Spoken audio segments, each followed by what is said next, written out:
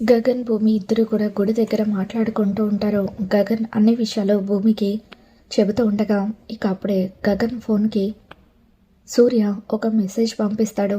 శారదను kidnap చేసి కాళ్ళు చేతులు కట్టిపడేసి స్పృహ కోల్పోయిన ఫోటోని గగన్కి పంపించడంతో గగన్ ఎంతగానో టెన్షన్ పడిపోతూ ఉంటాడు.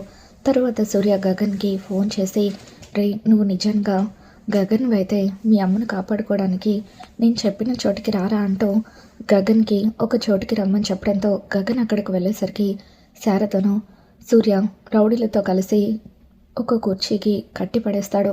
శారద నోటికి ప్లాస్టర్ కూడా వేస్తాడు. ఇక అప్పుడు గగన్ శారదను ఆ పరిస్థితుల్లో చూసి ఎంతగానో బాధపడుతూ ఉంటాడు. అమ్మ అంటూ తన నోటికున్న ప్లాస్టర్ తీసేయడంతో గగన్ని చూసి శారద బాధపడుతూ ఉంటుంది.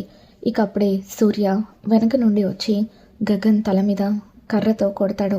స్పృహ కోల్పోయిన గగన్ని కూడా కుర్చీలో కట్టిపడేస్తాడు. ఆ తర్వాత సూర్య, అపూర్వ, రౌడీలు అందరూ కూడా అక్కడ ఉండి ఒక బాంబును తీసుకువచ్చి శారద చైర్కి ఫిక్స్ చేస్తూ ఉంటారు.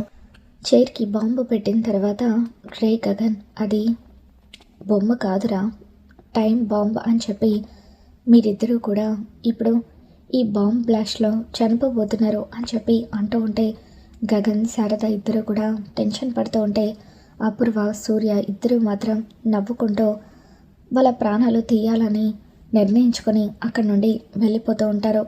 మరి గగన్ని, శారదను భూమి ఏ విధంగా కాపాడుకుంటుందో రాబోతున్న ఎపిసోడ్లో తెలుసుకుందాం. ఈ వీడియో మీకు నచ్చినట్లయితే తప్పకుండా లైక్ చేయండి.